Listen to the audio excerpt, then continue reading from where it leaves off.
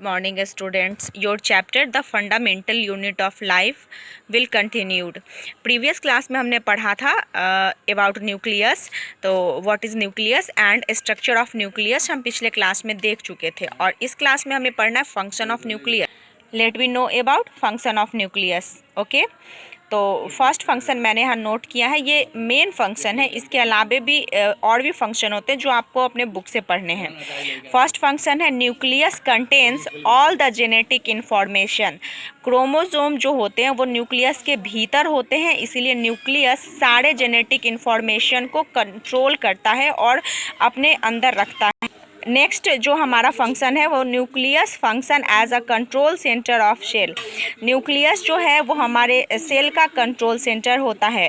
Third important function division of nucleus is essential for sale division, यानी cell division होने के लिए nucleus का डिवीज़न होना भी बहुत ज़रूरी हो। Now we learn next cellular organelles. Okay, so now we learn endoplasmic reticulum.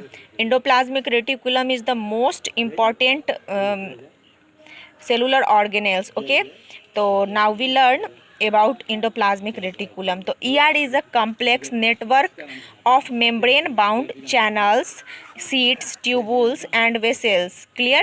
It continuous between outer nucleus membrane and plasma membrane. It means endoplasmic reticulum nucleus membrane यानी न्यूक्लियर मेम्ब्रेन और plasma membrane के बीच में होता है और ये पूरे cell में नेटवर्क की तरह फैला रहता है और सभी चीज़ों का ट्रांसपोर्टेशन करता है।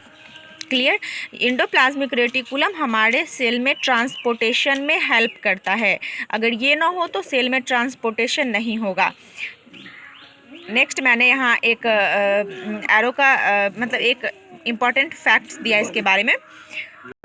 It is present in all the cells, यानी ये सभी सेल में पाया जाता है except prokaryotes. It means endoplasmic reticulum prokaryotes में नहीं होता है और एंड मैमेलियन आरबीसी, यानी हम लोग जो मैमेलिया ग्रुप के जंतु होते हैं उनके आरबीसी में एंडोप्लाज्मिक रेटिकुलम नहीं पाया जाता है। ओके, तो इस फैक्ट्स को भी याद रखेंगे। It is present in all the cells except prokaryotes and mammalian RBC. Clear? Next type of ER. There is two type of ER. First rough ER and second smooth ER. Okay, rough ER. First of all, rough ER. Rough ER, the ribosome presents on this type of ER surface. It means जिस ER के surface पे ribosome पाया जाता है उसको क्या कहेंगे? Rough ER. जब एंडोप्लाज्मिक रेटिकुलम के सरफेस पे दानेदार राइबोसोम होगा तो वो ऑटोमेटिकली रफ हो जाएगा। क्लियर? यानी जिस the ribosome presents on this type of ER surface. Clear? Next है smooth ER. The ribosome absence on this type of ER surface, यानी जिस ER सरफेस पे राइबोसोम नहीं हो उसको क्या कहेंगे? Smooth ER. अब आते हैं फंक्शन ऑफ ER. ठीक है, तो फर्स्ट फंक्शन मैंने यहाँ लिखा है rough ER is the site of protein synthesis, यानी रफ ER एंडोप्लाज्मिक रेटिकुलम क्या होता है? ये साइट होता है प्रोटीन सिंथेसिस का, यानी एंडोप्लाज्मिक रेटिकुलम ना होगा तो राइबोसोम नहीं होगा और राइबोसोम को मैंने लिखवाया होगा protein factory of the cell. Clear? Next है smooth ER helps in lipid synthesis.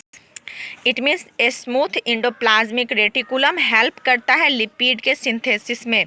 तो आपको मैंने पिछले क्लास में और अभी भी बता रही हूँ कि प्रोटीन और लिपिड से ही सारे सेलुलर ऑर्गेनेल्स बने होते हैं। इसकी आवश्यकता बहुत ज़्यादा होती है हमारे सेलों को और हमारे शरीर को। नेक्स्ट है endoplasmic reticulum helps in intracellular and intercellular transport of substance. It means endoplasmic reticulum जो हेल्प करता है हमारे सेल के भीतर और बाहरी किसी भी सब्सटेंस को ट्रांसपोर्ट करने में। ओके, एंडोप्लाज्मिक रेटिकुलम नहीं हो तो हेल्प नहीं हो पाएगा, कोई भी चीज़ का ट्रांसपोर्टेशन, कोई भी सब्सटेंस का ट्रांसपोर्टेशन नहीं हो पाएगा। क्लियर? नेक्स्ट है it gives internal support of cytoplasm. ये देता है हमारे साइटोप्लाज्म को सपोर्ट देता है, इंटरनल सपोर्ट। क्लियर? और एक और मेन फंक्शन इसका मैंने यहाँ नोट किया है, आप इसको ज़रूर याद रखेंगे। Smooth endoplasmic reticulum in liver cell takes part in detoxifying many poisons and drugs. Clear? यानी स्मूथ एंडोप्लाज्मिक रेटिकुलम जो हमारे लीवर सेल में होता है वो बहुत महत्वपूर्ण भूमिका निभाता है, डीऑक्सीफाइंग करता है हमारे पॉइजन और ड्रग्स को। हमारे शरीर में जो हम तरह तरह के सब्सटेंस खाते हैं तो उसके दौरान भी हमारे शरीर में पॉइजन का निर्माण हो जाता है, उसको डीऑक्सीफाइंग कौन करता है? स्मूथ एंडोप्लाज्मिक रेटिकुलम, जो कि हमारे लीवर सेल में होता है।